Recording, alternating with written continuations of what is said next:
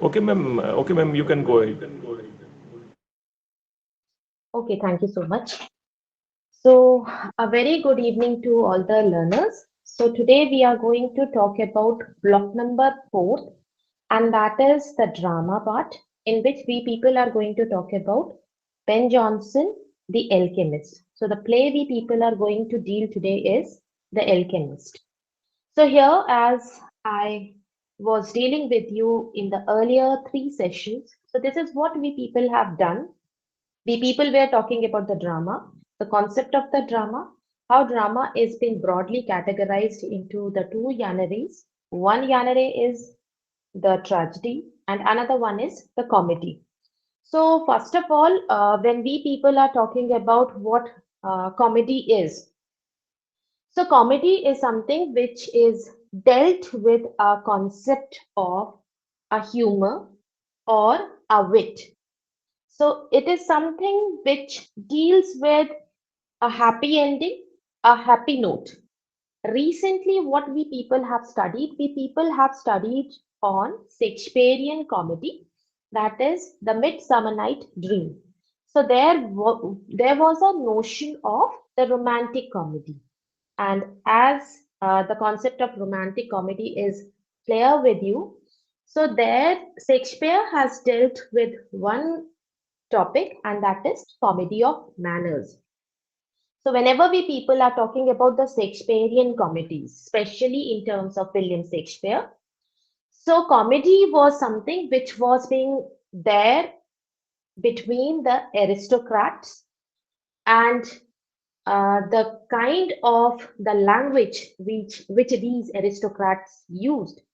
That was something which can be considered as a little bit humor with a proper kind of a sense. And that was something because Shakespeare was one who ruled and he was the one who governed during the age of Elizabethan, and then he persuaded the Jacobean age.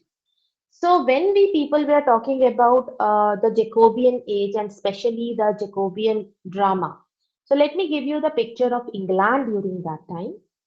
So Jacobean age is something, and the time when this play was being written, especially the Alchemist, it was on 1601. So that was time when England has suffered through a kind of a plague, and that was a kind of a transition which was being reflected in the theatre. So here what we people have seen that the impact which was there in the theatre. Here, Ben Jonson is someone who is being called as the father of comedies. So he was the one who brought this kind of the concept, English comedy. So he's the father of comedy.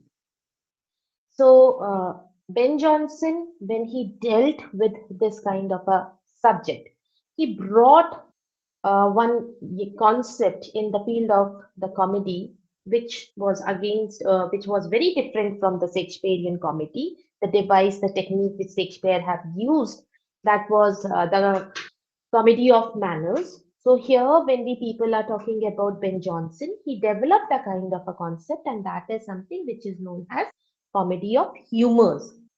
So humor is something which we mean that humor is till that time science was not developed, and we can say that during the Jacobean period there was a little bit awakening of reasoning, and that is what we people have seen, that there were new discoveries, there were new invention. The Renaissance is something which can be considered as a rebirth, and that is something which is being reflected in the play, that is Christopher Marlowe, and that is Dr. Faustus. So that is what we people have seen. That even though he was talking about certain kind of a study, and that is where the hero was someone, Dr. Faustus was someone who was interested towards a kind of um, triangles and black magic. He wanted to learn that. So that is something which developed during the course of time and during the Shakespearean time. So there were so many kind of the theatrical advances that they were the one in during the Renaissance age. Art and culture was something which developed, and then there was a new kind of a concept which was being introduced, and that was there where Shakespeare was talking about uh, this kind of a comedy of manner and the sense of romantic comedies. But still, the culture was something which was again being influenced by the Greek or the Roman theatre. So here I just wanted to tell you one thing that during this Jacobean age, there was a kind of a concept which is known as university wits. So this question is sometimes being asked that what is university wits? So since Shakespeare, when we people are talking about Shakespeare, so Shakespeare or Shakespearean English is something which he has developed all by himself. And university wits were the members of the university. These were the students of university who have done their studies either from the Oxford or from the Cambridge University, and then they were writing certain kind of the plays. So these they can be like Thomas Nash, Robert Greene, Christopher Marlowe. You might have heard the name of the play that is Duchess of Malfi. So all these were the one who used to study all the theories and they used to implement on it. And all these major dramatists during that time were from the um, university wits. And Shakespeare was someone who was different from that. So later on, Ben Jonson, when he came and when he started writing this kind of the dramas, so he introduced a kind of a versatility. And when we people are talking about the picture of England during 16th century, that was the Jacobean age. So Elizabeth was not the one who can be considered as the legal. She was once she has completed her norm, then the throne of England was ascended by James the One. So the King James the One age is something which is known as the Jacobean age. So during this time period, the condition of England was something which was in a kind of a suffering. And if we are talking in terms of the drama, so somewhere what we people have seen that still there was an influence of uh, the tragedies, but the tragedies have taken a different kind of a perception, and that is something which can be considered as the revenge tragedy. So here, when where we people are talking about some of the playwrights of the revenge tragedy, Thomas Kidd, he's one of the group of this university wit only, and Thomas Kidd has written Spanish tragedy. Again, it is a kind of a revenge tragedy. Why? Because they focused on certain kind of the corruption and a certain kind of the mishandling of the position. So that was something which was being reflected. And as we people are talking about the drama, so drama is something which talks about the society and it talks about the major subject is something which is being dealt by the issues which are there. So Ben Jonson also, when he started writing the comedies, so the first comedy which he has written is every man in his humor. So here he's talking about a basic subject. What is humor? So humor with humor, he's talking about that every person, every human being has a kind of a liquid, excluding the blood. So we have blood, we have bile, we have phlegm, and even he's talking about the black bile. So when all these biles are something which are being combined with our system, so that is something which produces a kind of a humor. So that is why he developed this kind of a notion which is known as comedy of humors. So now I will be dealing with the subject, but first let me share my slides with you people.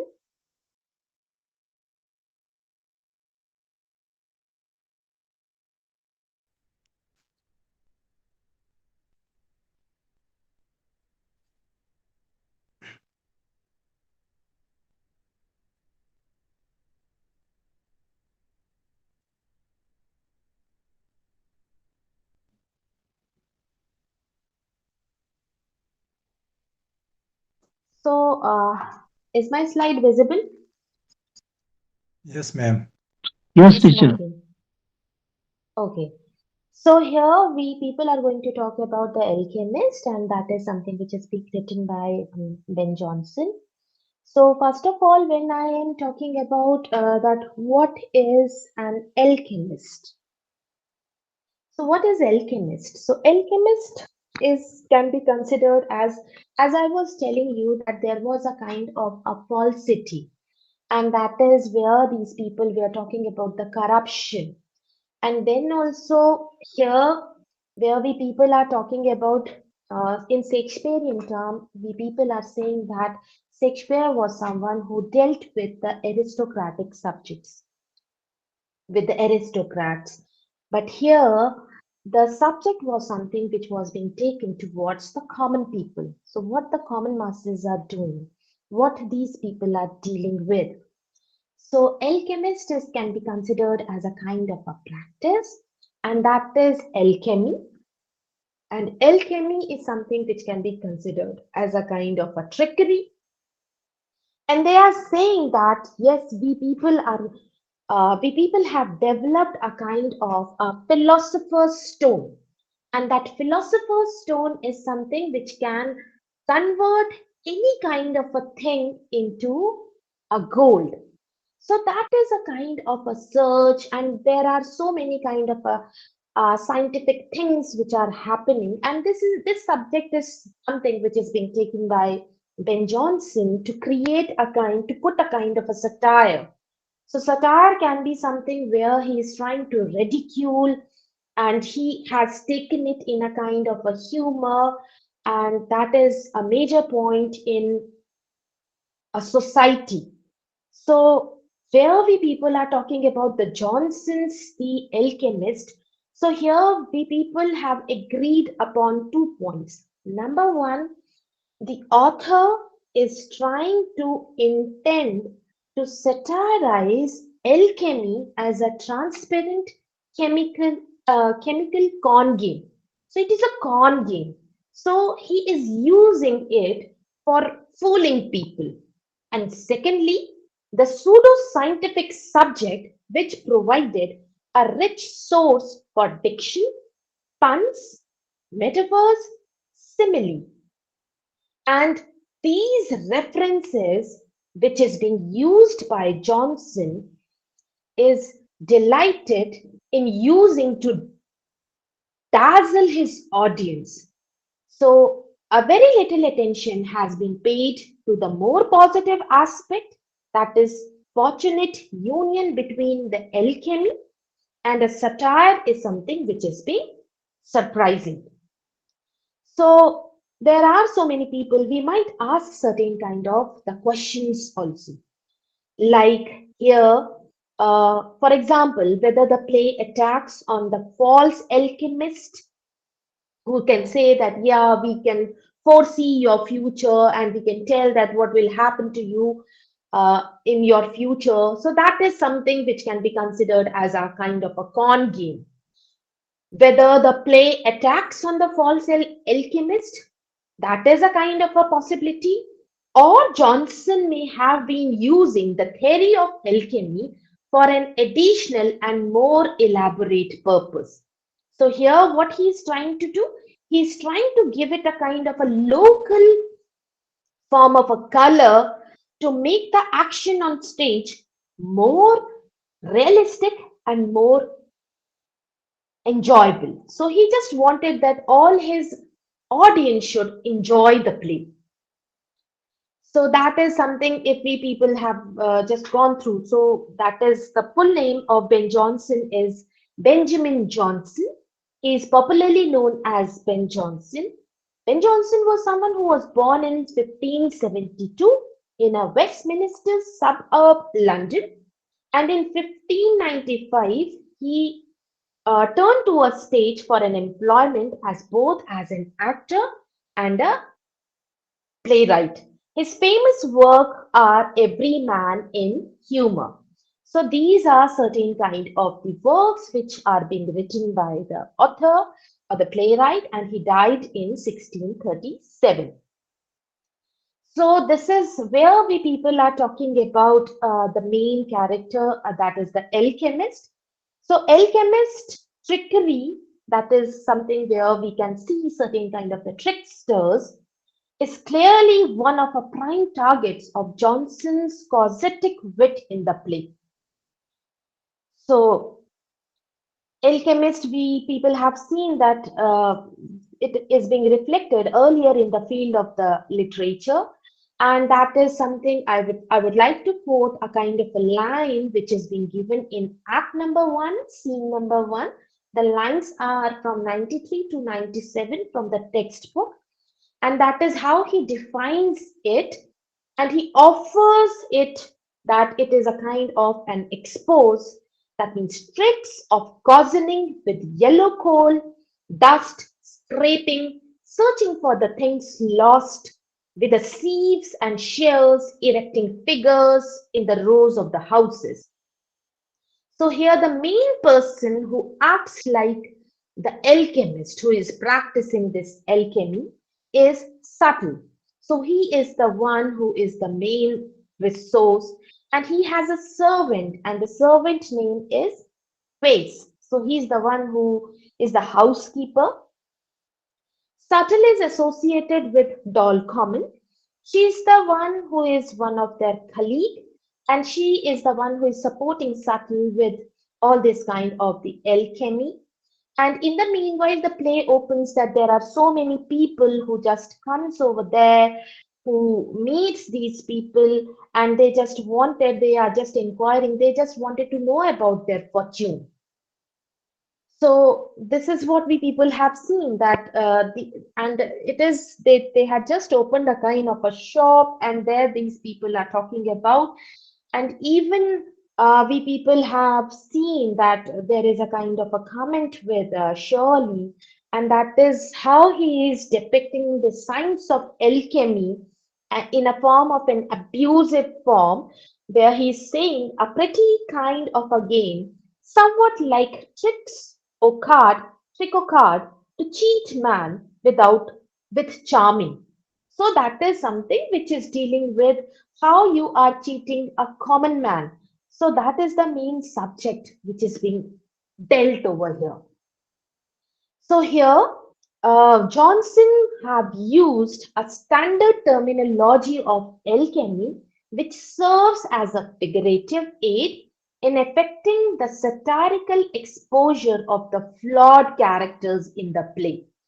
And that is what if we are seeing any of the character, that is if we are talking about the subtle, if we are talking about the daper, drugger, all these people, they just wanted money, and they just wanted to discover this kind of a philosopher's stone, and that is why all of them are after the subtle. So here, this is what we people have seen, that the satiric he has there is a kind of an exposure of a flawed character in the play, and this is something which is being explained by his conception of a proper relation, and that is something which we people have seen between the playwright and his audience. So Johnson is someone who is also known for the assessment of alchemy was undoubtedly that of a cheerful cynic, yet he was shrewd enough to seize upon his science as the basis of a well-wrought image, and he has portrayed it in the form of his own Herries on satire. So, in order for us to understand to the extent on which Johnson was relying on the contemporary theories, because this was the time period when Columbus was someone who was trying to explore different kind of the regions. So it can be considered that here the theories of alchemy in arranging the exposure of the vice in his play. So that is what we have seen.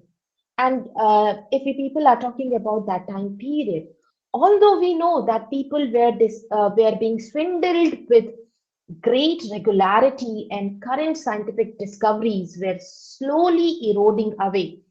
And the foundation of this ancient art, the science of alchemy, was seldom blamed for all the abuses that took place in its name. So that is what we people have seen. And here, why there was a kind of a development of all these kind of the false practitioners who misused alchemy to profit from the greed of others. So if I'm talking about the Queen Elizabeth herself, it is being believed that Queen Elizabeth herself was said to be a believer, and she appears to have been an official agreement with an opinion where these people are still investigating on the uses of the philosopher's stone.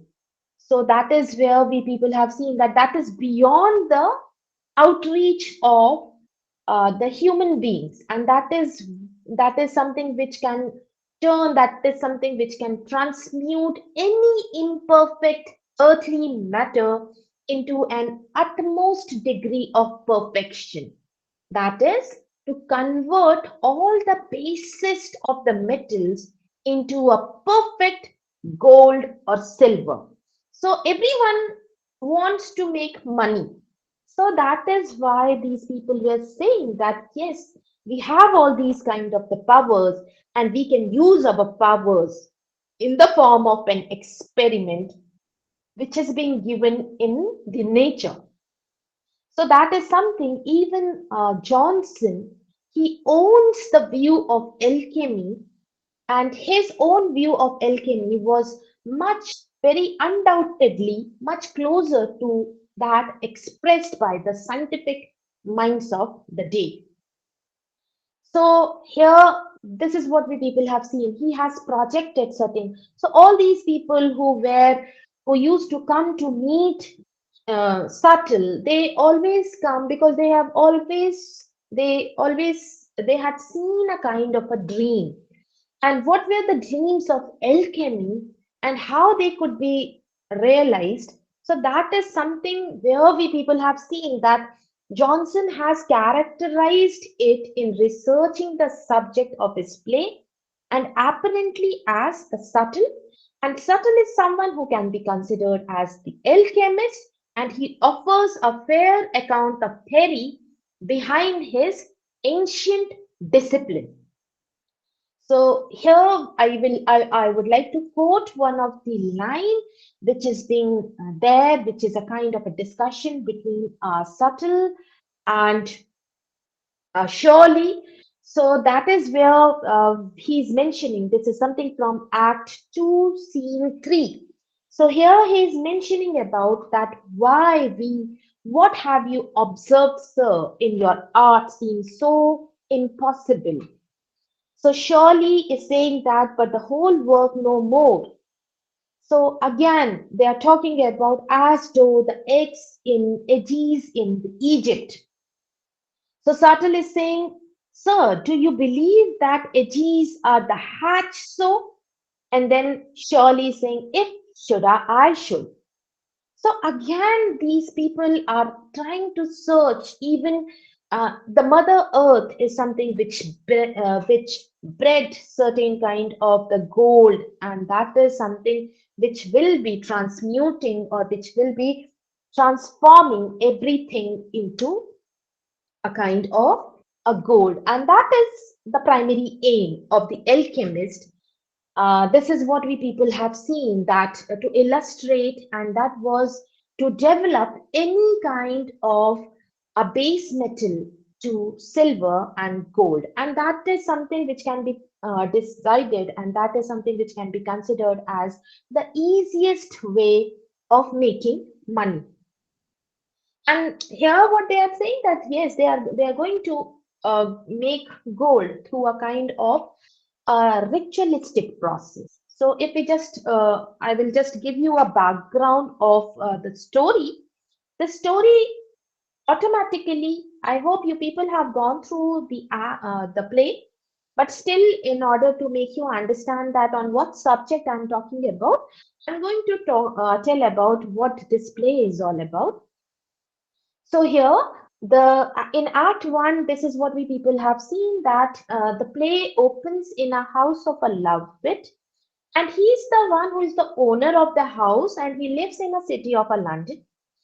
There are two friends, that is Subtle and the Face. They are quarreling with each other. In the meanwhile, these people are intervened with Toll, and suddenly they stop fighting. So the first customer for the Subtle is Daper. So Daper comes to Subtle, and he just wanted to win money in gambling. So here Subtle is someone who is saying to Daper that he is related to a queen. So he just asks that if you want to win each and every game in your if you want to win a game, for that you have to take out three cards. So he just takes out the cards, and his card says that Queen of Fairies, that after which he provides the spirits, and then he would become the winner of the gambling of all the parties. So again, what happens? So the Daper, he gives money to Subtle, and then the another customers turn up, and his name is Drugger. He is the tobacconist. Drugger wants an advice of alchemist because he's going to open a new shop, and he just wanted to know that where he has to insert the door and the shelf. So again, the answers are something which are being given from so this is something which he is talking about the fortune. So Subtle says that he knows the metoscopy and the palmistry. So he just says that yes, definitely you will be going to have a very bright future. And then again, from the second customer also, they get the money. So all these kind of the things, what these people are trying to say, that that is the easiest mode of making money. So here, if you will just focus on the picture, so what they are doing, they are trying to say that through the mode of an experimentation, we are going to make, that means as the mother nature knows. So it is something which can be considered as a ritualistic process, and alchemical mythology taught that all the elements in nature were slowly and incessantly being pushed into a perfection by a pneuma or a spiritus. So that is something which can be considered as a kind of a divine breath of universe. And that is, for example, if we are talking about lead. Okay, so lead, for example, which was thought to contain the essence of gold, was constantly in the process of becoming more perfect.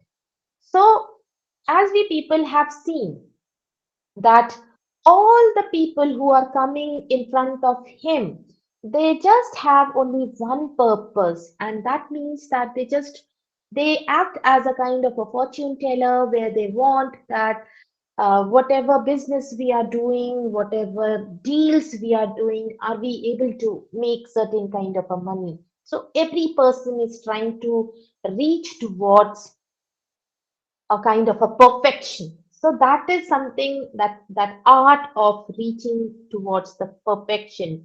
And the person to whom these people are coming again is Subtle, and Subtle himself is a kind of a corrupted man. So, and then further, when we move in the play, so that is what we people have seen, that in the Then comes the third visitor, and the third visitor was someone who was Mammon, and he has come with his friend, that is Shirley. And Mammon hopes to acquire enormous strength so that he could keep a large number of wives and mistresses like a King Solomon. And that to have endless sexual relationship by getting a philosopher's stone. So everyone is coming with his own purpose. Then, but Shirley is the one who doesn't believe in the philosopher's stone. But Subtle somehow tries to convince Shirley, and he just tries to say that you have to trust me, but Shirley doesn't trust him. So finally, what he they make certain kind of the acts, and Shirley warns Mammon that Ace and Subtle were really cheating him. So then again, Mammon, what he does, he gives 10 pounds to the face, and Mammon says to the face about his interest on Dole Common, and that to satisfy his lust in any cost. Shirley does not like Mammon's view and his behavior, but the face, what he says, yes, I would send this girl, this doll to you, and if you want, she will fall in love with you. Okay, so that is how we had seen that the existence of the philosopher's stone, and that is where these people are saying that even it was being believed that pneuma, that is a force driving each metal to a state of excellence, was thought to be a meeting place for the spirit of matter, body, and soul. And that is what we people have seen, that the perfect union of the true primary elements, that the mercury and the sulfur. And the task of alchemist was to isolate and solidify this pneuma, and that could have been formed with the philosopher's stone. So here he's talking about that this is something which is going to go through the 7 different stages of 7 different process, and that is how things will come into the existence, and that is something which can be considered as the art of alchemy. That means how you are going to purify the metal by reducing it to the ashes, and then third, reuniting the spiritual essence and now purified metallic base. So when we people are talking about the early 17th century, so there was much of the emphasis upon mysticism and the holy correspondence in the art developed. So here we have seen the physical transmutation of the metals was a sign which manifested the inward holiness of man and gold. So earlier during that time, originally gold and silver were thought to be a sacred metals. Obtaining and handling of them in a was something which was being considered as a priestly activity. And this symbolic structure developed, which linked together Christianity and alchemy to the man's soul in a heaven bound but weighted down by his sinful nature on the earth, and only then the death can be the soul escape from this corporeal prison. And finally, there will be a kind of a reunion with spiritual body purified with the fires of purgatory, and then it will go towards the final perfection. So that was a brief kind of an overview which we people have seen, and this is something where we people will see in the play. So where we people are talking about the first scene of the play, where the subtle introduces the metaphor of change by comparing the way in which he and Dole have elevated face into their confidence game with a mature of a chemical experiment. So here they say this thing that Though vermine have I ta'en thee out of the dung, so poor, so wretched, and no living thing. So here they are saying about a kind of, that means we can raise ourselves through these kind of the spirits to a quintessence and made these second into a great art, and I for thank, though you rebel. So, though do you want to rebel me? So, Subtle is claiming, of course, to have raised face metal into a degree of excellence that he had never known before, have brought to him for every edge of perfection. So here, this is what we people have seen even in Act 1, that it they are talking about the very edge of the perfection. But unfortunately, the servant has begun to argue and rebel. So that is where he is rebelling just before his golden stage. So here, both Dole, Subtle, and Face, three of them were there to make some real money.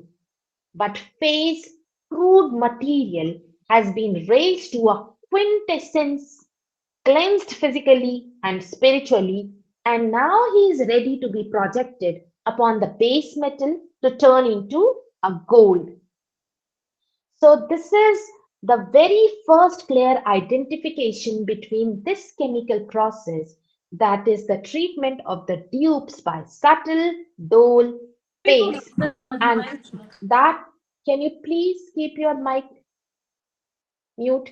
So that is what we people have seen, that it occurs, and this is what we people have seen, that the first instruction which was being given to the daper, the clerk, that he is told to prepare himself to meet his aunt, and that is the queen of fairies.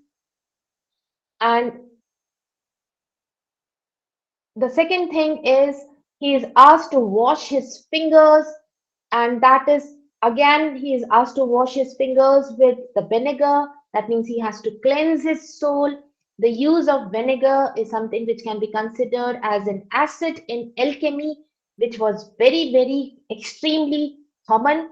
And it mentions that vinegar can be considered as uh, a kind of an instrument. Vinegar, sulfur, salt, fire, they always include a kind of a testimony. So infused vinegar is something that can be considered as a purification, and the term bath was used to denote several distinction operation in alchemy. So that is what we people have seen, that Daper splashing himself with vinegar to surely soaking before he meets Dole. So that is what we people have seen. So bath is something which can be considered as a matter which is being reduced to a liquid in an aqueous form. So that is something where bath or reduction to a mercurial form. Again, with a daper also, he commands to put on a clean shirt, may also have a chemical significance. Face was implying the clerk old garment, and he was saying that it was too soiled for an audience with a queen, and then daper by changing is affecting the color movement from dark to light. So this is what we people have seen, that when the Daper is about to make his second appearance, Subtle asks this kind of a question, whether he is wearing a white shirt or not. So this is, and then the face replies, yes. So here is something where they are talking about the cleansing. So that is something which happens over there. And then further, when we move here, so this is what we people have seen, that uh, apparently these people they are the con men. They are attempting to the chronicle movement of the victim with the color scheme. Somewhere they are trying to shift from the black to the white. and that is white to red, and that is how they are trying that we are going through a kind of a successful experiment. So that is where they are trying to say that all these kind of the process is something which is going to go for a kind of a symptom of a mature stone. So that is where they are saying that they all their customers are the fools, so they are gaining virtue or perfection, and that is through a kind of machine-like uh, form, and that is through the alchemist only. So that is what we people have seen, that we have seen that there are greedy, there are lustful nature, which are later on revealed, and that is what we people have seen, that where that man is someone who's saying that why don't you bring this girl right in front of me, because again it can be considered in a form of corruption, which is projecting a kind of a society which is corrupted in uh, the kind of a form. Again, when we move further, the another customer which we people have seen is Ananias or Anabaptist. So he comes to meet Subtle, and he was sent by his superiors to know about the philosopher's stones and when they are going to get it. So these people are already trying to work on a kind of a work where they have to give a philosopher's stone. So when Subtle asks for more money, Aeneas refused to give him, and Subtle gets angry. He leaves that place. Drugger pays a visit to the place for the second time, and he wants a lucky sign. So Drugger tells about the neighborhood that a young widow and her brother is interested in knowing their own fortunes. Even they want to learn the art of quarreling and ask him to bring them. So now, this widow who comes in front of them, both Face and Subtle, they were interested in marrying the rich widow. So that is what we people have seen later on.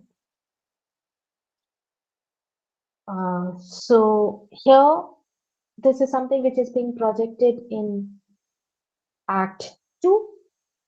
So there are a little doubt that we have seen that there is a kind of the two works, that is the two customers which came earlier, those were the clerk and the tobacconist, and the third again is the mammon himself. So Subtle is saying that Draper and Drugger are nearing to the climax of their swindle, but Mammon, on the other hand, is still undergoing through a kind of a primary operation, and that is his experiment, and he will take a little longer. After that, we people have seen that Draper's audience with the Queen of Fairies, he is subjected to another kind of a chemical action, pressed for a place to hide, where the mammon arrives, and a conference is with the mad lady, and the face shoves the gingerbread gag in the Draper's mouth and locks him out of the house. So again, it creates a kind of a comical sets, and here this is what we people have seen further, that when we move towards Act 3. So Face is someone who has lost surely, and Subtle is someone who is regretfully musing. So that is something which is being projected, and there these people are talking about the holy bath, and that holy bath is something which is very important for them. And then finally, in Act 3, Subtle is sent to in a form of a warning to Anabaptist through Annius tribulation, and he decides to meet subtle. And finally, what they are asking for a philosopher's stone for a religious purpose. Tribulation visits Subtle and gave money that he was demanded by Subtle and calls for the laboratory. Both Anabists were satisfied with the Subtle's explanation. Subtle was a very clever man. And then Face went to the temple church as a captain to meet Shirley, and he went as a Spanish count to find the truth of Subtle and Face. To find the truth, surely he says that he is ready to pay plenty of money by gratifying his lust for the doll, and Draper turns receives the favors from the Queen of Fairies. Drugger also comes with a castrel who was very satisfied with the speech of Face and agrees to become back with his sister. And Face says to the drugger that Subtle will make young widow marry him. So Drugger became happy and went to bring the suit for the face. So this is what happens further, that uh,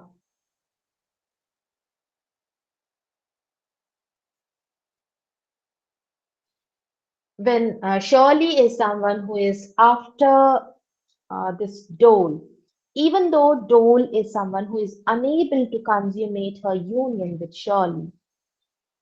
So it is a very kind of a sec, uh, that it boasted to the subtle that your stone cannot transmutate me. And it is something which is being proven false in the end of the play. So if tricking is a fool, is similar to transmuting the metal with a philosopher's stone. And same is there with which subtle, dole, and face works on dupes, many all by the part of the chemical process. Although we people have seen that Shirley is not flawed as some of the other characters in the play, he is decidedly a cautious spectator. So he is the one who is watching everything to a comic con game, and he does not take the advantage of a Dame pliant vulnerability to offer her a proposal of a marriage. So that is what we people have seen, that the main reason that Lovebird succeeds with the Harris, with the Patrinax fails, is to more tune with the ethical values of the play. In the end, this is what we people have seen, that uh, Shirley ends up as a victim rather than a victor because Johnson's worldview and his conception of a dominance of wit over that same foolish vice of honesty. So that is what we people have seen, that there is a kind of a parallel which exists between the facts that the fools in the play are being exposed for what they are. They are tricked and baited into revealing their own moral flaws. So that is how their flaws are something which are being projected. And that is what we people can say, that a kind of a common belief that alchemy was the art of helping metal becoming what they were. And that is a kind of a potential. So that is very specific, that the two separate us of the kind of an alchemical metaphor which appears in the play. And that is what we people have seen. Number one, that is the chronicle of their greed and readiness for the final fleecing.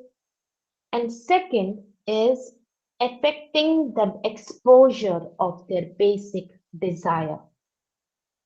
So that is what we people have seen, that on one hand, where these people are asking that the color, that means the color from black to white and white to red, is again which can be considered as a form of a transmutation. That means the kind of an implication that Daper and Drugger, and that is they are in a kind of a fixation. So that is what we people have seen. On the other hand, where we people are talking about the subtle, the dull, and the face. So they are like the consummate performers who are advised to the progress of their victims through an alchemical double talk. So that is what we people have seen. They are very gullible, and to which their flaws are something which are being revealed. So that is what we people have seen. So this again is talking about where she appears in a form of this is a rich widow and whom everyone wants to get married. So that is again which is reflecting towards this kind of a notion. Again, there is what we people have seen that Shirley is someone who himself is pointing about the connection between the exposure and alchemy when he realizes that mammon is slowly being distilled into a kind of a pure greed and lust. So, because of his hope to attain a philosopher's stone. So, Dole and Subtle have developed a kind of a simply the ability of a maneuver to the fools that they used to bring them into a kind of a position where they all are cheating themselves. So that is what is being revealed in the play.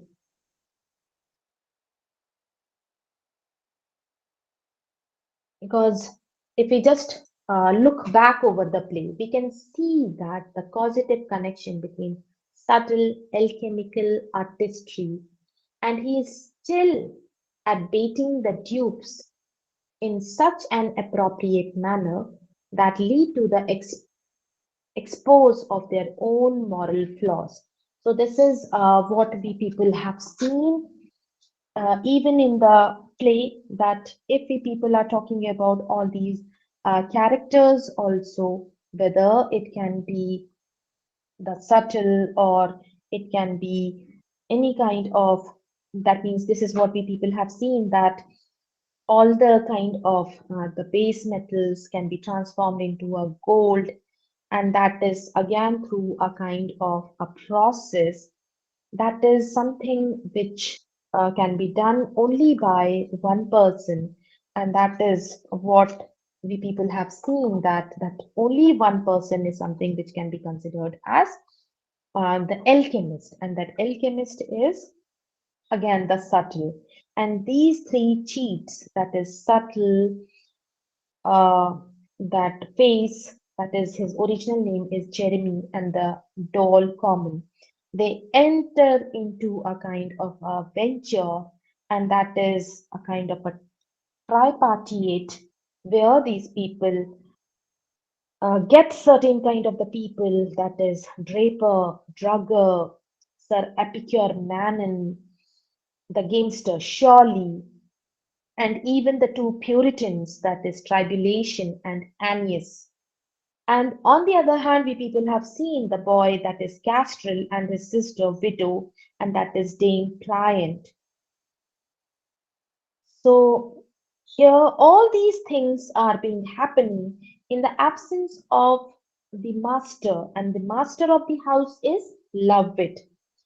And on the account of the plague that cheats carry on to trade a kind of a brisky, luring potential girls by making their own delusion. So this is what we people have seen that all these are teaming themselves and finally uh, they are trying to fool everyone and even this is where we people have seen in act 3 also that tribulation seeks to make amend for the Anne's rudeness and he gladly accepts the subtle approval of plan to make a counterfeit coins. So here, this is what we people have seen that the Puritan hypocrisy stands for the exposure here, and surely also try to woo Dole, and while Dapper is someone who is ready for meeting the Queen of Fairies, and he is blindfolded, and when he is being blindfolded, his pocket is being picked. Later on, the course of action is something which takes place towards Act 4 when Face as Lungs help Mammon to meet Dole as the sister of Lord. As Castrel and Dame Pliant arrive, being quickly changed in an artist resumes the role as a Face. So Face said him that the lady is also interested in him and warns him not to talk about religious subjects, and she would become mad. So that is what we people have seen, that somewhere he was unable to bring Dole, so they think on their feet and allow Dame Pliant to be alone with Shirley in the garden. So in the meanwhile, Mammon, with his mind set on a philosopher's stone, utter a fatal word and brings on Dole fit of madness, because Mammon's violation of subtle command, that is fulfillment of dream, is postponed and laboratory literally goes up in a kind of a smoke. And Face and Subtle are shattered when they have to remove their own disguise in the process. So Ananas is being enraged by Shirley, and dress and drags him out. And in the meanwhile, when all these things are happening, the owner of the house comes back. So all these things, that means when Dole appears before Mammon, thus he just says that Face just asks them to move to the room upstairs, and Castrel comes with his own sister, and the Face informs about the arrival of the Spanish court. So Castrel and Dame Pliant were sent to the upper room, and the Face invited the Spanish count and promised to provide a woman. And finally, Face and Subtle decided to ask Fido to sleep with the Spanish count, and the count pays much compliment to her and took her to the another room. And after receiving the hint from the Face, Dole act as she has gone mad, and Subtle to act like he got angry, and he repeats that Mammon's evil action has spoiled the process. And this is what we people have seen, that finally Mammon took all the blame on his head and he was ready to pay again for the process. So I would just like to focus that all the kind of the process which is happening over here is the purification of your soul. So again, as I was talking about that the two basic element which are happening, the process, and that is what we people are talking about, that purification where we people are looking towards the subtle alchemical artistry and his skill. So that is what we people have seen, that it is leading towards a kind of an exposure of their own moral flaws, which we people have seen with the characters like Mammon or Shirley. And that is what we people have seen, that again, when Mammon is rough with Annie, is sympathetic to a tribulation, and that is a religious cause, is again which can be considered as a kind of a magic. Later on, again, this alchemical process which goes on. So that is what we people have seen, that Drugger gives himself, and Draper surrenders half of his crown, that is of gold, and the Mammon rewards Face with gold for bringing Dole to him. So even the individual roles of Subtle, Dole, and Face plays an unveiling of the dupes are distinguished by an alchemical metaphor.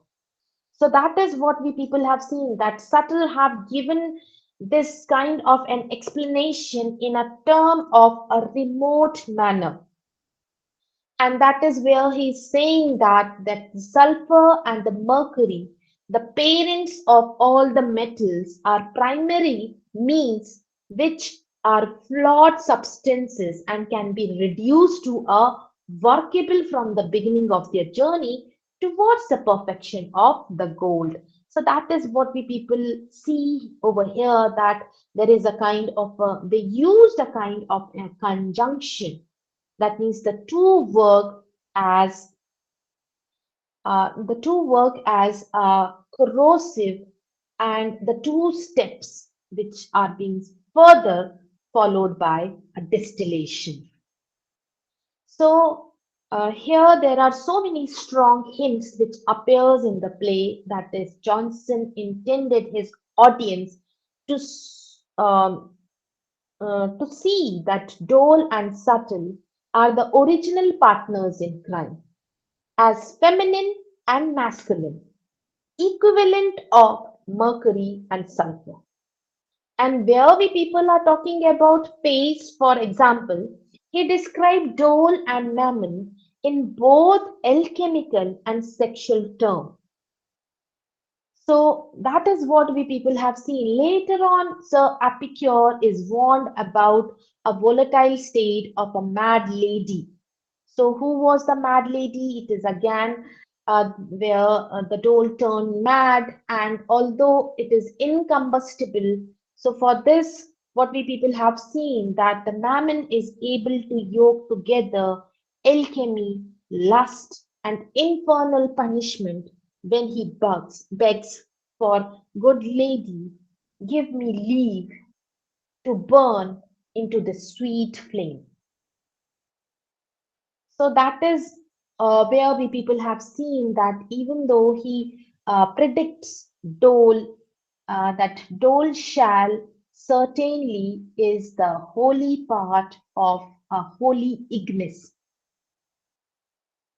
And even in Act 4, we people have seen that Mammon praises Dole, and even he's couched in his own alchemical jargon, and he further illustrate her elemental properties.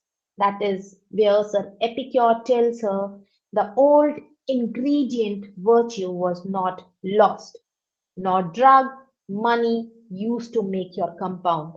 So here the virtue is in moral sense carried by an alchemical force, that is potency and perfection.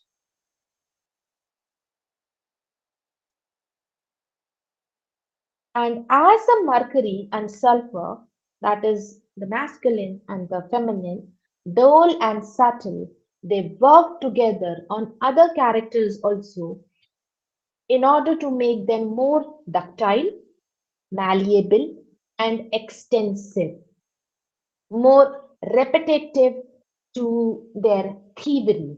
So here, this is what we people have seen, that Dole also plans to lie with Shirley, and subtle hopes that even Castiel's sister prove but pliant, pliant, and again manages to make the girl melt when he kisses her.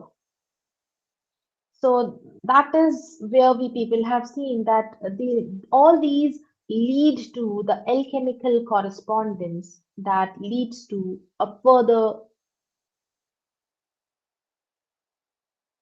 levels. So that is where we people have seen that even we have seen the tricks of Dole and Subtle, and his boast falls flat, however, when the gold Dame Pliant is taken away by Lovett. So that is where we people have seen that Shirley is someone, and Dole and Subtle, they represent in a form of a two basic element, that is mercury and sulfur. When what role does space play in their alchemical theory? So that is what we people have seen, that space is someone who just comes over there, and there is a kind of an importance of all these trio. And one is that is of a setter, and the man who locates the veins of a crude ores, tests them for the value, and brings them to a kind of a distillation. So that is where we people have seen. And in the end, that is where, when the play moves towards the end, we have seen that the dole is someone who informs that the owner of the house, that is love it, is someone who is back, and that is unexpected. They were unexpectedly he arrives over there, and Face understands that finally they are in danger, and he tells to Subtle and Dole to pack the things, and he also promises to meet them someday. Subtle and Dole start packing their things, and as the owner comes, love it. Why he comes back? Why he comes back? Because he knows from his neighbors that a lot of people have been visiting his house daily. So that is in the concluding act. We the things, the going ons in the Lovett house are made known to him by the neighbors. And Jeremy is no longer to manipulate the situation, while all the girls rush back and threaten to complain to the police. Dapper calls out for the release and meets the fairy of his heart briefly, and as the officer knocks the door, Subtle and Dole run away. So that is what we people have seen. Both Shirley and Mammon cannot recognize Face in his butler uniform, since he was the servant or he was the caretaker of the house.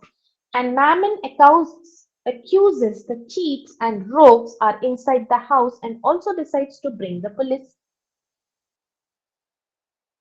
So all these three people come there, and then there is a kind of a loud voice, and the Pace explain the details about the clients and how they were being duped. And both Subtle and Dole both agrees to cheat Face and to share the money between them. And Face, he gives an offer to marry the young widow, and Lovewit is also ready to marry her. So this is what we people have seen, that even though somehow Subtle and Dole run away, but Lovett marries Dame Pliant, leaving the girl helpless, lookers on, and Face alone appeals the audience to understand his lot. So that is what we people have seen in the play, with the different kind of the characters.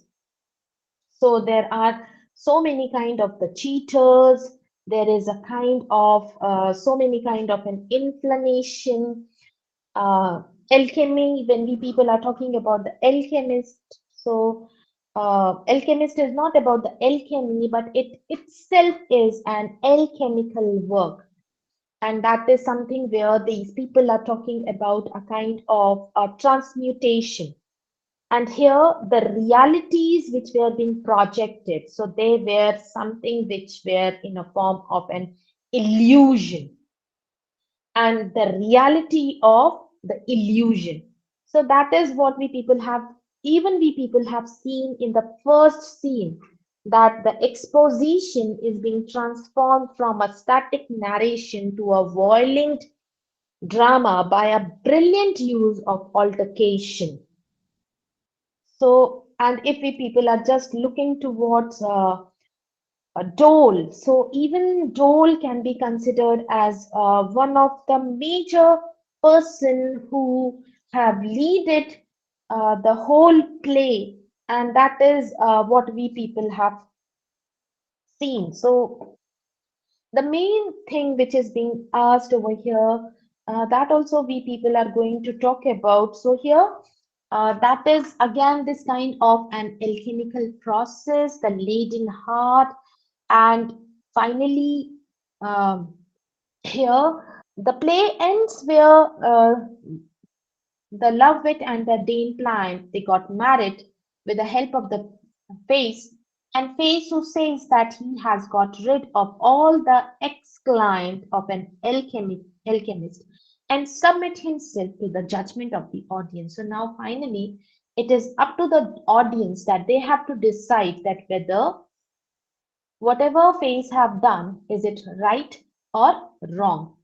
So that is what we people have seen, and that is something which is being reflected in so many plays which are being written by Johnson, with where we people are talking about uh, every man out, or where we people are talking about eastward ho. So there also these people are talking about the touchstone, and the touchstone is something the goldsmith is able to tell, and that is a real metal that of those as they rub up against, so everyone will turn into the gold.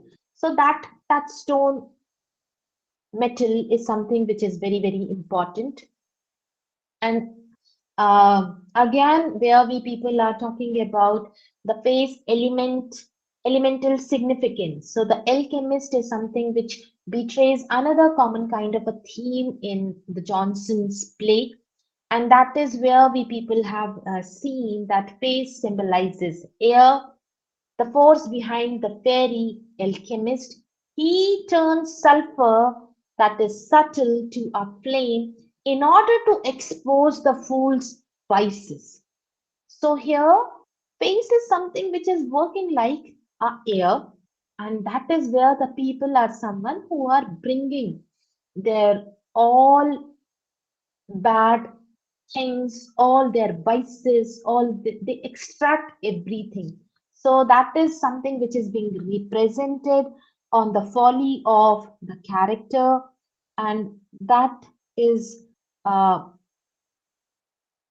that is a kind of reaction between the air, the fire, and which is being presented. In Alchemist, Johnson has moved to more subtle form, and where form of an exposure in which the dupes are led to a betray of their own base desires. So that is again which we people have seen in the play later on.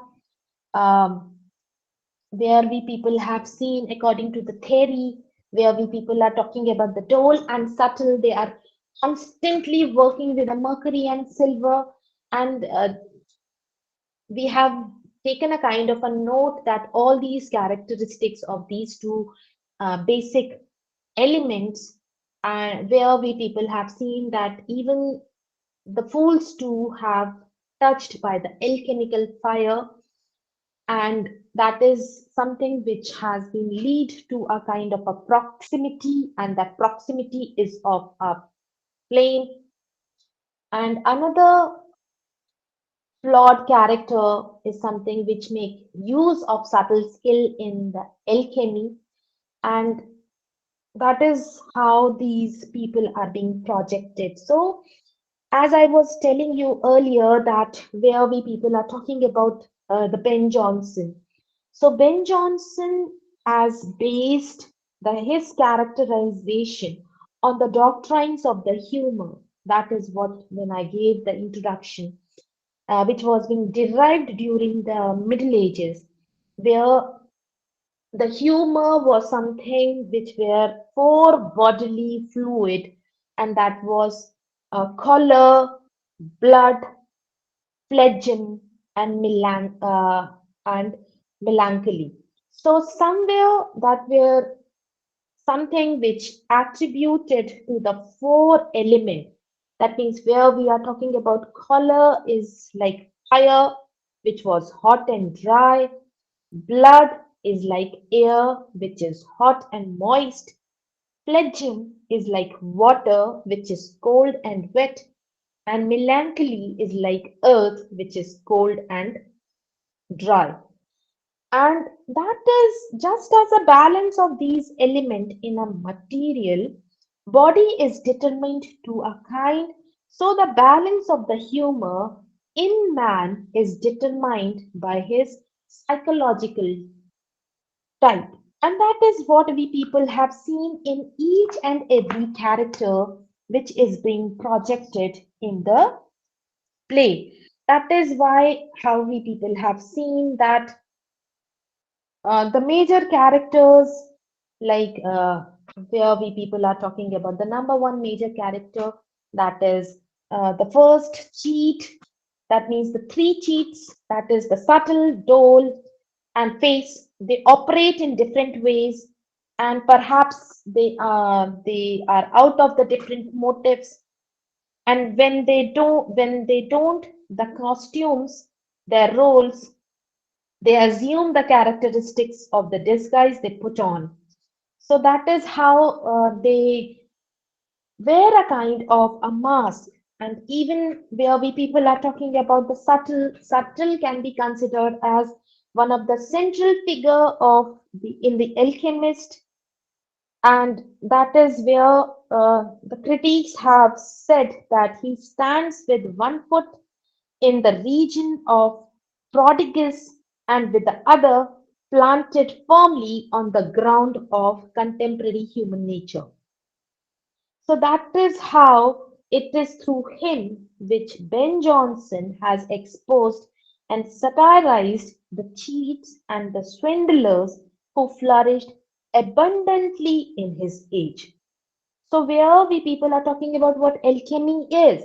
So alchemy can be considered as a pseudo science which was widespread social malady in the Elizabethan age. So that is where we people have seen that even subtle with his most interesting when he plays various roles, changing his roles at a moment, and he behaves differently with each and every different kind of the dukes.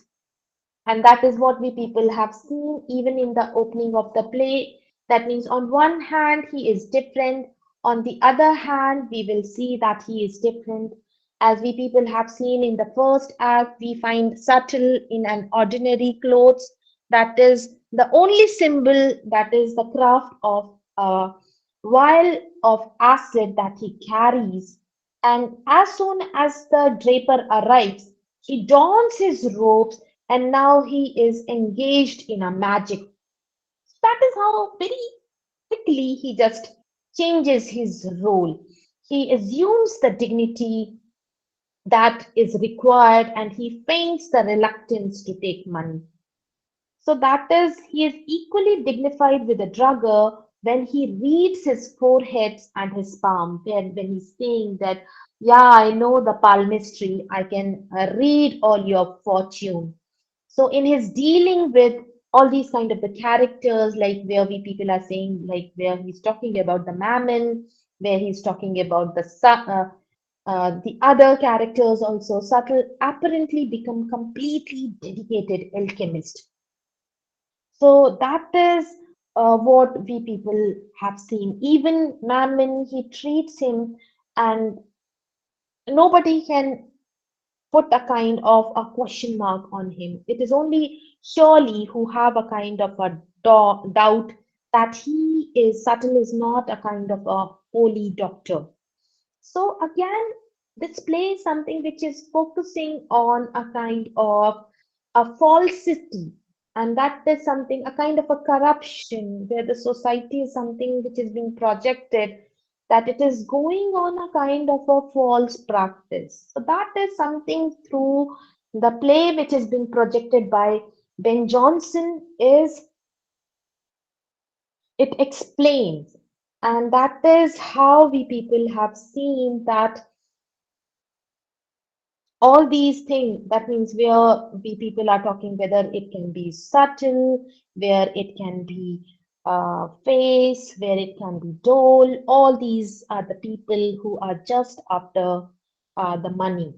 So that is what we people have seen. And a person doesn't have only one face, he is having so many faces. So that is what we people can say, that where we people are talking about the subtle. So subtle can be considered as a powerful representative of a medieval pseudo alchemist who, unlike other alchemists that figure the literature, has an individual attribute, where we can say that he is shrewd and versatile, but He is persuasive. He is both a type and an individual. So that is how we people can read subtle. That is how we people can talk about subtle. On the other hand, where the another character of the play, and that is where we people are saying about um the last character, that is Pace. So Pace, as the name suggests, in this place, the face is not one face. He is the one who has many faces, and he plays varied roles and wears many masks. Because on one hand, he is different in front of his master, on the other hand, he is different with his own friend. This is what we people have seen in the beginning of the play. He is Jeremy. His original name is Jeremy, and he plays the butler in the house of the Lovett. And so is in the end. So in the end also he is playing the same role. He is so persuasive rogue who lures client for subtle by using his skills and shrewdness. So he's the only one who is managing everything. It is he who builds up the image of Dr. Subtle as a man who can make a philosopher's stone, as a magician who is dealing with the world of spirits, as an astrologer who can read the signs and lines on the palms and who can see the future. So he is here and he is everywhere. So that is what we people have seen in the um, case of Pace. Pace can be considered as a sharp-witted, he's glib-tongued, and he's always ready with some excuse or a plan to save his own situation. And that is what we people have seen in the final chapter. The moment when everyone thought that now this Pace will be exposed, he is right in front of his own master, that is the master of the house, that is Lovett, and when he acts like a butler, nobody is able to understand that who is he. So a very clever man.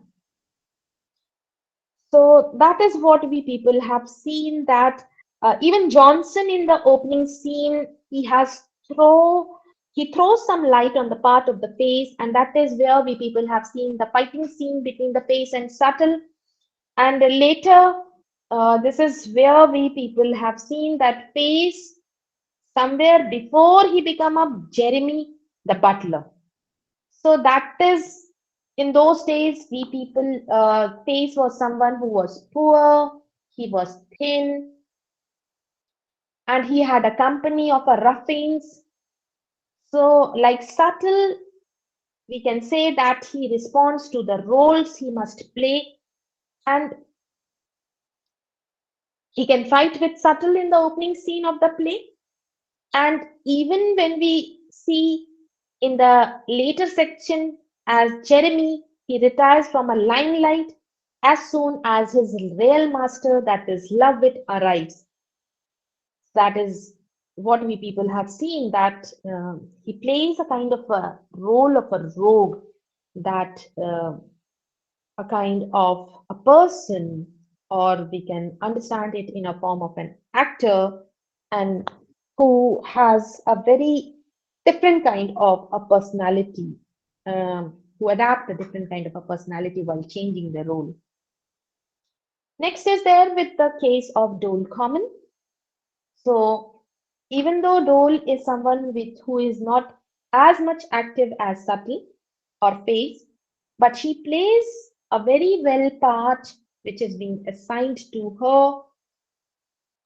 She can be considered as the third member of the Indiot tripartite, and that is where we can say that she is someone who can be considered as a female rogue or a paramour or a partner of a chief contriver who harms, and however a figure not which is unknown to Johnson. So she is the one whose games she plays, whose dangers, fence she quells. Above all, to the satire, to all the flavors of which her presence adds an ironical pungency not to be otherwise obtained. Even though we have seen that even in the business of catering for the lust of the client, illustrate less drastically the presentation of the alchemist, the holy living, than do the sordid lotteries. So that is what we people have seen about the doll. Even though she has acted as a queen of fairies, she has no opportunities to improvise, but she stand in the front rank of the Johnson's women. On the other hand, these were the customers or these were the dupes who used to come. That means the mammon, the drugger, and the daper. And everyone is someone who has a different level of imagination. And they have a kind of a different level of the evolution. So this is what we people have seen, where we people are talking about Sir Epicure Mammon. So where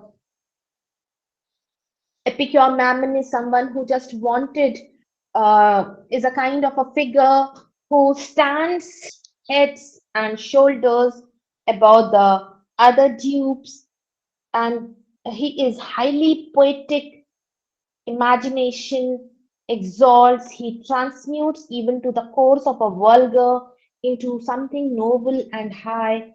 And that is what we people have commonly seen in Mammon, that he has only two passions. Okay, and the two passions which are there in him is number one, the women, that is craving for the money, and the second one is lust for the women. So that is due to these passions, because he was holding all these two passions. That means first one was his craving for the money, and second one was the lust for the women. And that is how he becomes a kind of a prey to these three cheats, that is subtle, face, and dole. On the other hand, where we people are talking about the another Jew, that is drugger. So drugger can be considered as a tradesman with very modest kind of the ambitions, and that is where we people have seen in the case of the drugger that he intends to open a new shop, and that is why he is only in a kind of a search of a lucky sign, and he wants his horoscope read so that he will know whether he will be successful, or whether he will be able to arrange his merchandise and shelves on a best scientific principles. So that is something where all these kind of supernatural forces, whether his good luck will be favorable to him, that is the only reason why he just wanted to come. His quest is not for the philosopher's stone. He just wanted to know that whether he will get certain kind of the lucky signs or not. So that is what we have seen, that Drugger has paid his money, knowing that his lucky signs and day will succeed him in his business. So that is where we people have seen with the character of the drugger. On the other hand, Draper, by profession, he is the lawyer's clerk, but he doesn't have any kind of a common sense. He is easily gulled to believe that the Queen of Fairies is his aunt and that she is so fond of him. So all these kind of the girls which he is having is something which is worst for him. So then again, there is a kind of a picture of the Puritans.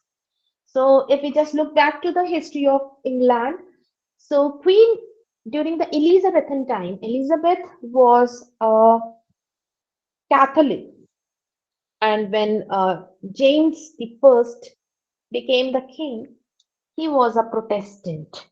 Uh, So that is where we people have seen that there is a kind of a puritanism. So if we just look towards the significance of the puritanism, we find two such historical happenings that were responsible for Johnson's depiction of the characters of the Puritans. That means Puritans were the one, they were very, very specific and they were very, very particular. Uh, that means in order to promote their holy cause and converting more people of England to their faith, they needed huge amount of money. And that is the only reason how they will be converting all those people. That will be through if they are going to give the money. And that is the only reason why they need this kind of a philosopher's stone. On the other hand, Puritan were the one who wanted the theaters to be closed down because they believed that theaters should be shut down because these theaters, these kind of the performance are something uh, which creates a kind of an inequality or a disrepute. So that is why what we people have seen that when we people are talking about the Shakespeare or where we people are talking about the Johnson, so they through their own plays they have accused them of hypocrisy and they have used them in a form of a satire that their hypocrisy and greeds in the play, and that is what we people have seen that a puritanical device which is being used by Johnson in the puritanical hypocrite in the zeal of a land busy in Bartholomew Fair. And Shakespeare also have criticized in one of his play, and that is a very beautiful play that is Twelfth Night, and through the character of Malvolio, he has again criticized towards the system of the Puritanism. On the other hand, we have other characters, that is Aeneas. He is narrow and he is stupid, he is violent and inflexible. He regards subtle, and his language of alchemy has Hethen to his stone a work of darkness, and does not want to have any truck with alchemist. On the other hand, we have the tribulation. He is also like a knave friend, and he used expression peculiar to the Puritans. So somewhere this can be considered as a critique to the Puritanism display, uh, where we people have seen in the character of tribulation wholesome. That means subtle is being shrewd swindler, understand his client, and that is why, by the means of the philosopher's stone, subtle moves to a noble cause to those that appeal to the former basis. That is, and then we have some of the minor characters like Shirley, Kestrel, Dame Pliant, and Lovewit. So these are the minor characters, but they have developed they have contributed to the development of the plot. That is what when we first met Shirley. So we first met Shirley with Memon. So he suspects all the alchemical cant, and that is why where we have seen that he's the one who doesn't believe in this kind of a game, and that is he's the only one um who hates this kind of a practice. And then the other character, that is Castril, he is the brother of the Dame Pliant, and he is the hire of 3,000 pounds a year, and that is why he has come to the town for his own business purpose. And then we have another character, that is Dame Pliant, and Dame Pliant is someone who can be considered as she is young, She is beautiful and she is very wealthy, who does not have any kind of an individuality. And that is why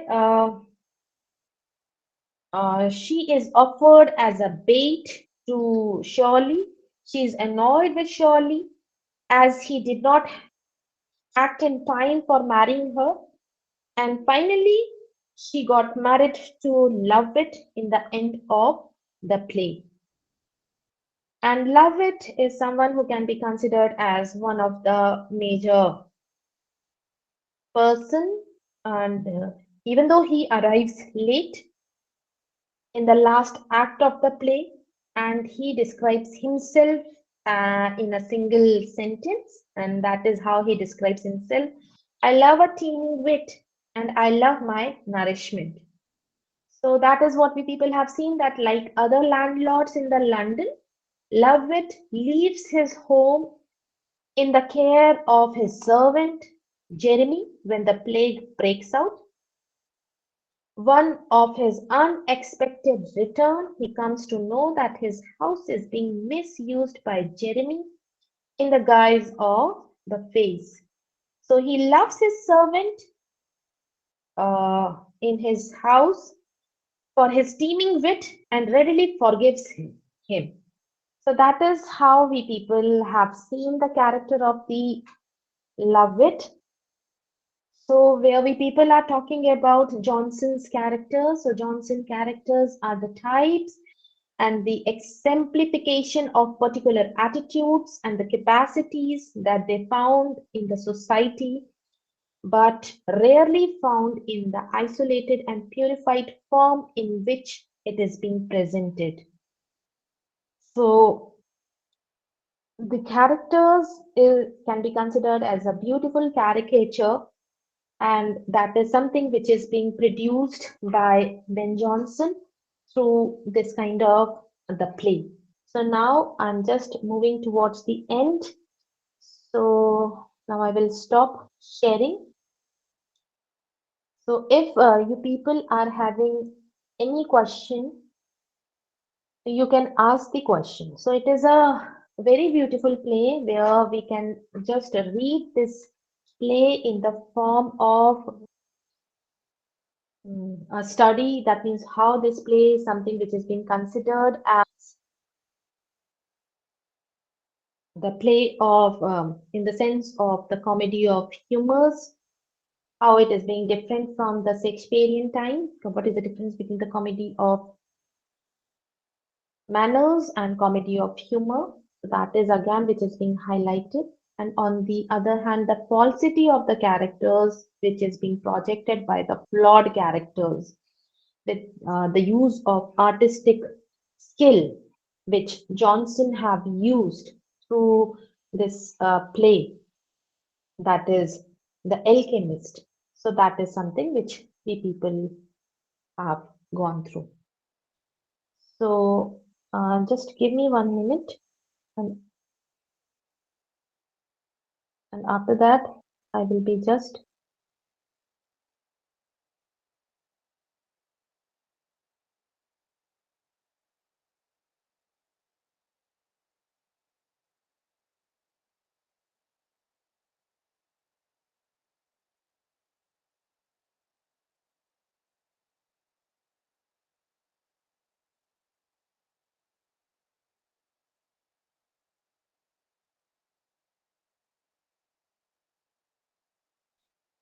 Yes, so now the time for the question and answer.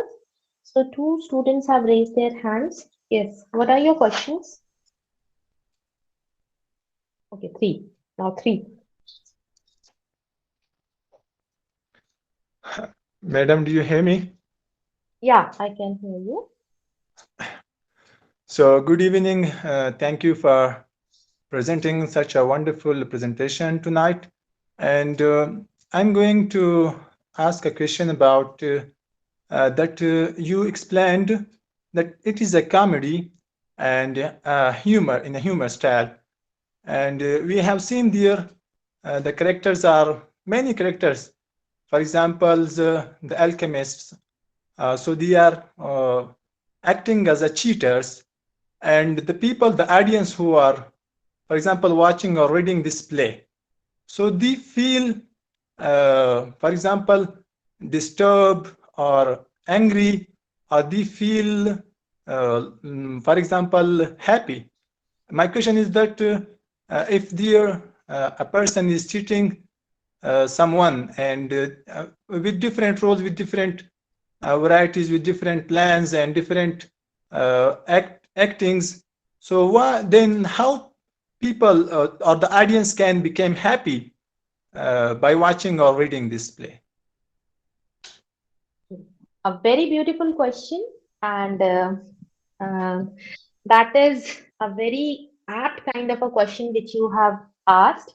So here, Ben Jonson, while he was projecting this kind of a falsity through his play, so that is where all these players or all these characters who are performing in front of the audience. So, as a reader, we know that what we people are reading, our perception is that all of them are telling false, all of them are liars, all of them are using their language. But this very cleverly, Ben Jonson has used in a form of a witty manner.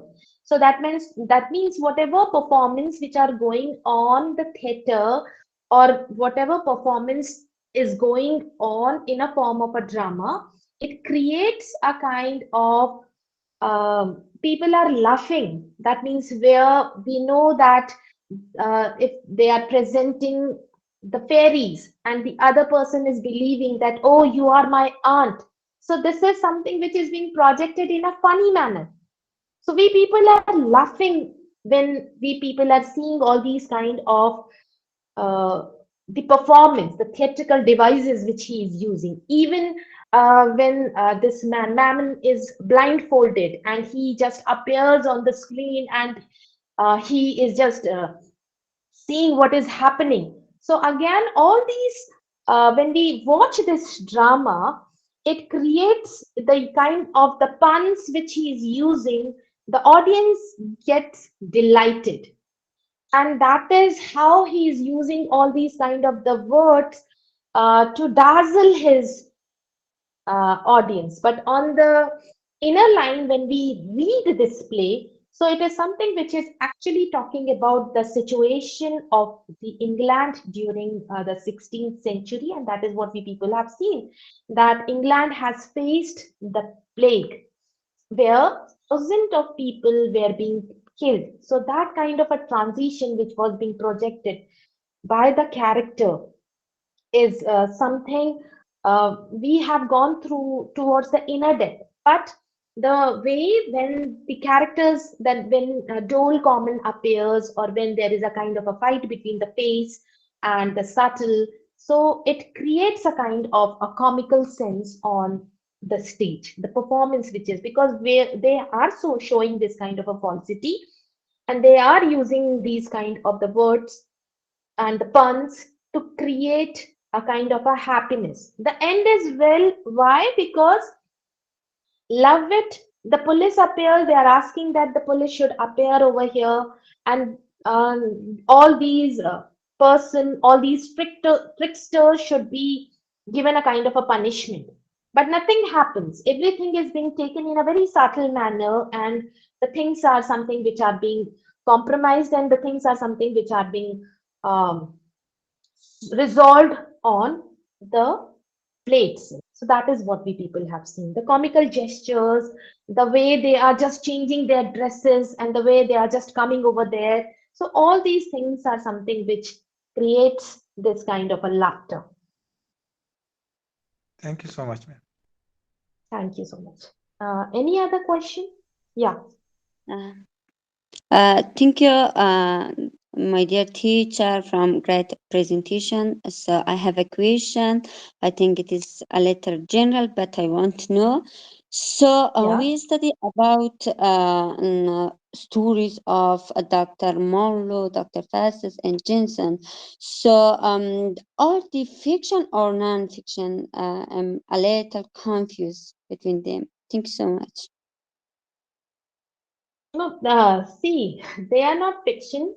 See, all these plays which are being projected as we people have gone through the Hamlet, Shakespearean Hamlet, or where we people are talking about the Christopher Marlowe, Dr. Faustus, where we people are talking about uh, this Ben Jonson, Alchemist. Till now, we people have gone through the three major dramatists. So, what we people have seen that number one point, if we people are going to talk about the history of England during the medieval time, I tell you, this is what we people have seen that there was a kind of a dominance of religion on the theatre.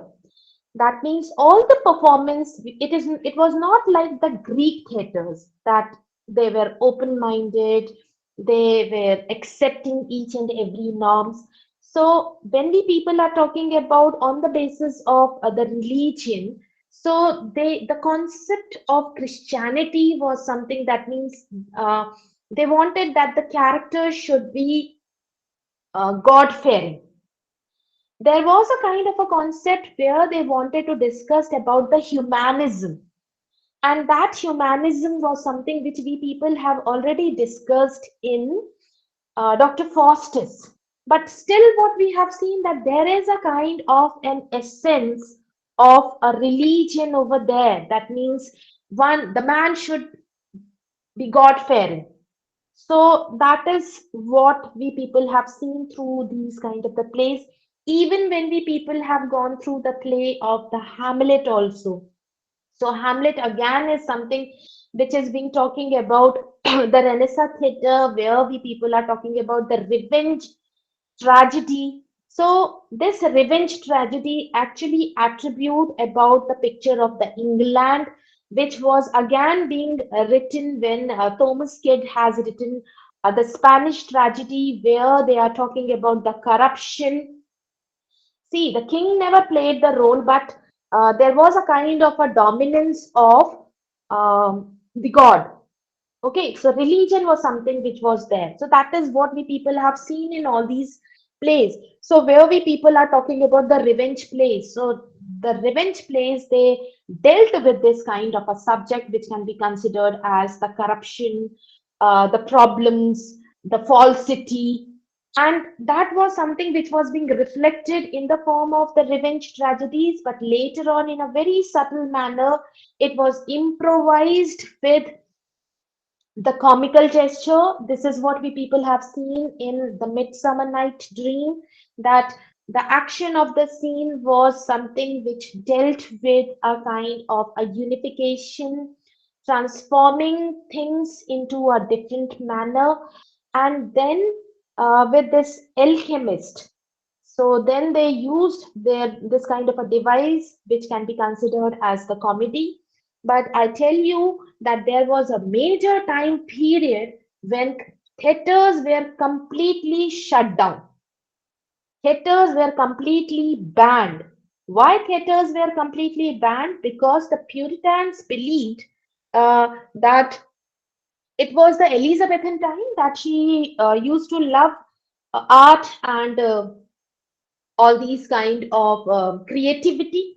But later on, they thought that this kind of art and creativity is something which is going to corrupt the people, so theatre should be shut down. So that is why we people, when I was giving my lecture, I told you this thing that Shakespeare as well as Ben Jonson, through the medium of the satire on the society, they had made a kind of a satire on the Puritan system. So that is why all these works, somehow fiction is something which is false, but all the stories which are being presented over here are based on the real uh, things which are happening.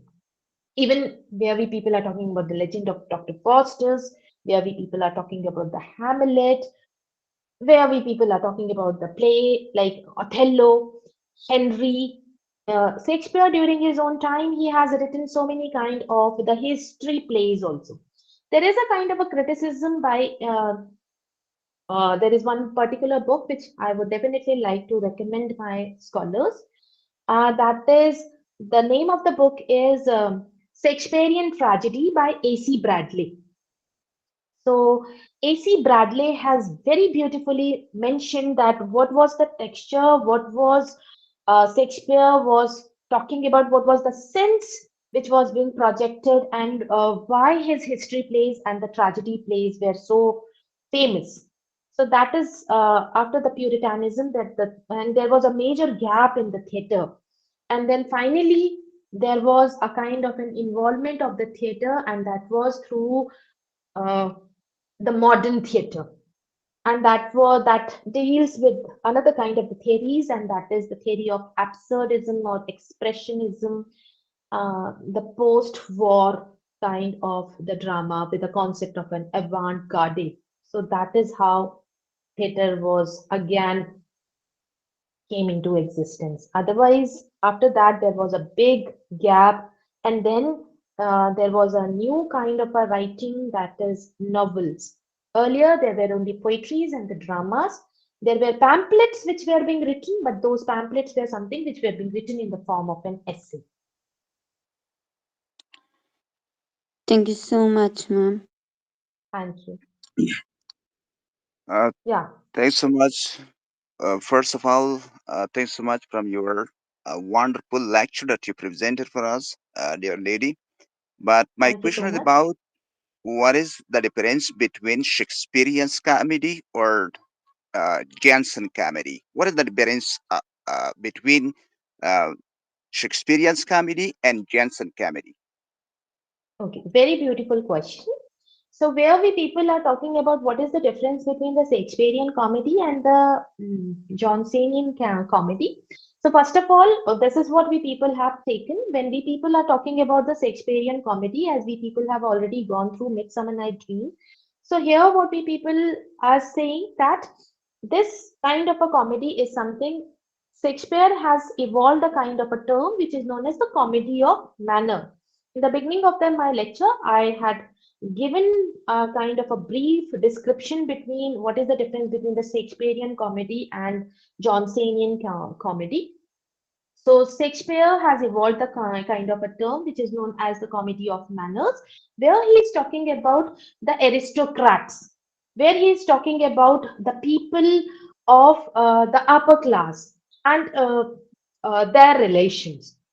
Okay, and where we people are talking about the Ben Jonson. So Ben Jonson came up with a different kind of a subject where he is using a kind of a device which is known as a satire, and that is which depicts the kind of a corruption or a mismanagement which is happening in a society, as we people are seeing in the play, that is the Alchemist. This is what we people have seen, that somewhere London have faced a plague which was a major reason of killing so many people.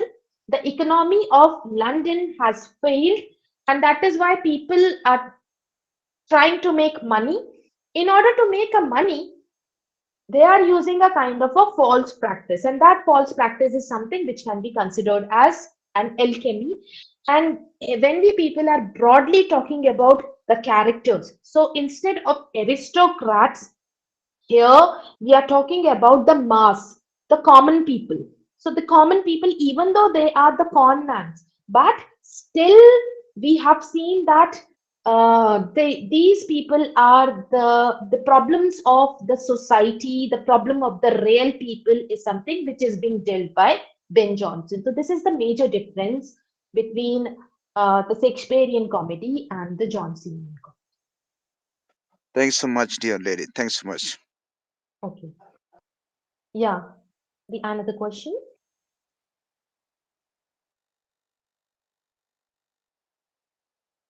Is there any other question?